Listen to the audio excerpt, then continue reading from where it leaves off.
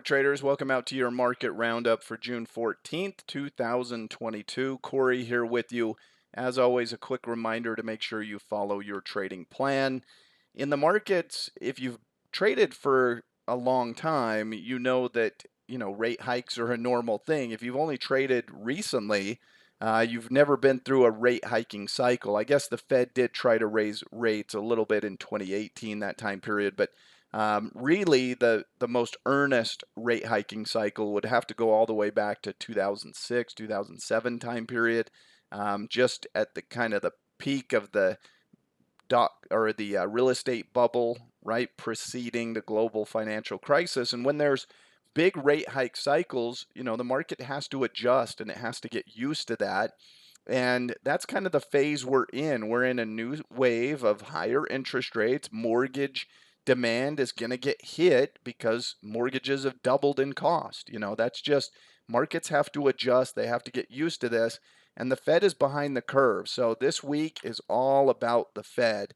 The Fed meeting kicked off today. It goes into tomorrow. Tomorrow's the rate statement at 2 p.m. Eastern time. I think the best thing for the Fed to do would actually be to hike by more than markets expect, hike by 75 basis points. Put me in that camp that thinks they'll do that.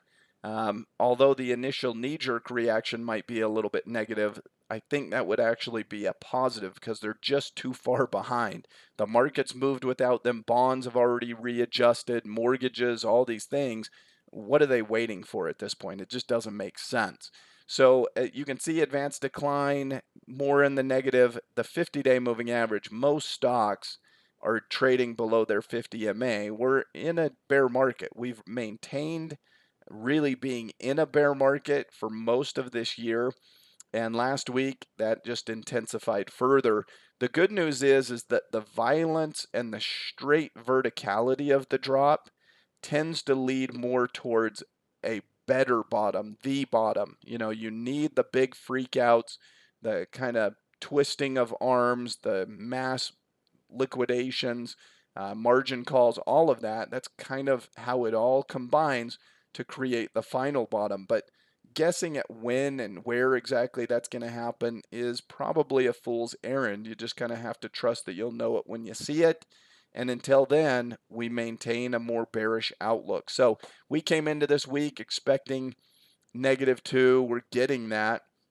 I think, you tried to bounce back a little bit today towards the end of the day, but I'm not so sure that's a good thing. I think that's just maybe a little bit of profit taking by bearish traders before the Fed meeting tomorrow. But ultimately, I think, the Fed meeting is probably going to create a negative reaction if they hike by 75 basis points, but that should kind of create maybe on Thursday a turnaround scenario where you could start to buy on Thursday and play it for a bounce for a few days. The Nasdaq, the S&P and the Nasdaq charts are almost identical. You can see how last week we were in these bases, and you could have broken either way. You could have broken out to the upside, you could break to the downside, and that's what this market did. It broke lower, and once you've moved out of this sideways base to the downside, well, you can see the selling intensified, and away we went. On the heat map, utilities extra in the red. Healthcare overall more in the red, especially in medical devices. There wasn't too much in the green. Oracle, which beat on some earnings numbers. FedEx, which raised their dividend quite substantially. Other than that, there's not a whole lot of green out there. So I don't think that we need to change our outlooks or anything like that. Obviously, the more the market stretches to the downside, the risk to reward for piling on for more bearish trading becomes less and less attractive. But on bounces, for now, you'd have to continue to short. I don't see any reason to go against that. So let's take a look at a few names. On the bull list, I've got some Chinese internet type of stocks. We removed Coinbase from the neutral list last week. It along with Bitcoin and those markets had all crypto had just been in a big sideways pattern for multiple weeks. Good decision to remove that from the sideways pattern because all of those collapsed, including Coinbase. But we're going to have a new addition to the neutral list in Intel.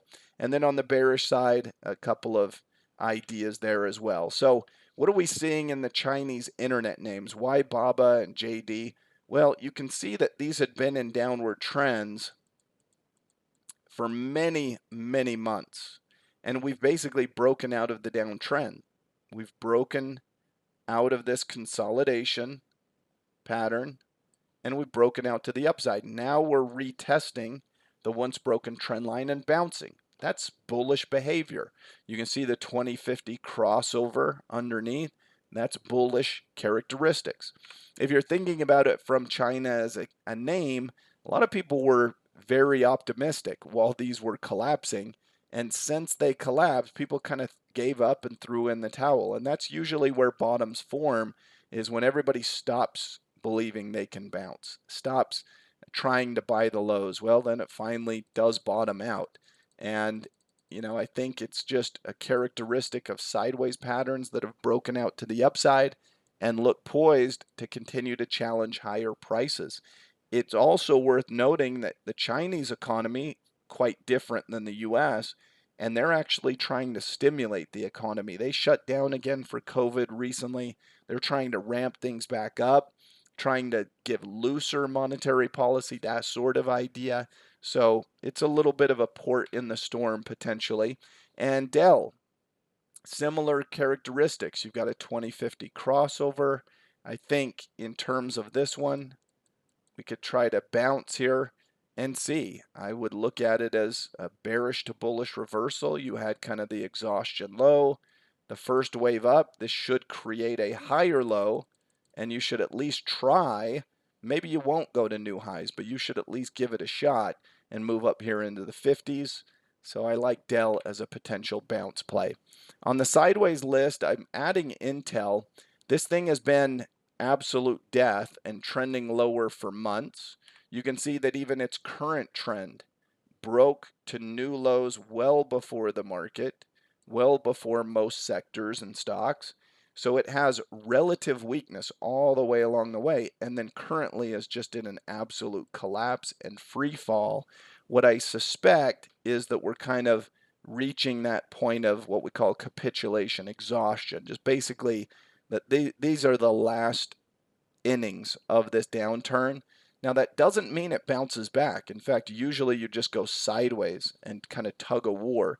So I think Intel's worth a look for sideways trading here for the next few weeks.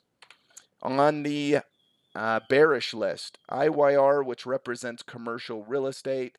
Most of the bears I'd love for a minor bounce to short into, but this is just, you can look at the whole sector, it's negative, it's bearish, and bounces look like shorting opportunities.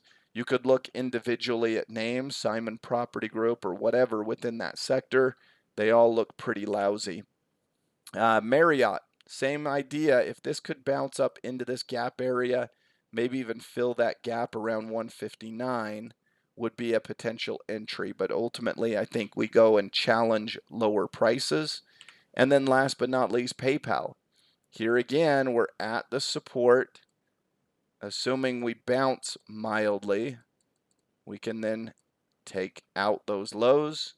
And if I could short that up in the mid to high 70s, somewhere around there on a bounce, that looks like an attractive risk to reward and would kind of create an inverse cup and handle and that sort of dynamic. So on the bullish list, there's not a whole lot that's trending higher, but Chinese internet names actually have some relative strength and look interesting.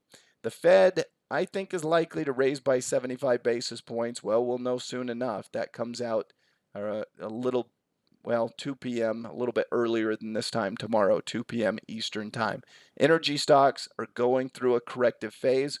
There should be one more drop. So I would expect we sold off hard in energy, might get a little bounce, and then one more selling phase, what we call an ABC correction. If you follow Elliott Wave and whatnot, one more sell-off, and then energy could look attractive for buying. This is the event of all events this week, and expect some fireworks. There's going to be some volatility around it. You've got two groups. You've got the 50 basis point and the 75 basis point, and nobody's quite sure what the Fed's going to do. That creates a little bit more explosive potential movement. Adobe and PetroChina on the earnings side, but I don't think the market's really worried about these companies reporting, and certainly not looking at that as a factor towards where the economy's going or anything that way. It's all about the Fed this week, and that is the focus. Hope you've enjoyed the market roundup. Have a great rest of your day, and we will see you next time. Goodbye, everyone.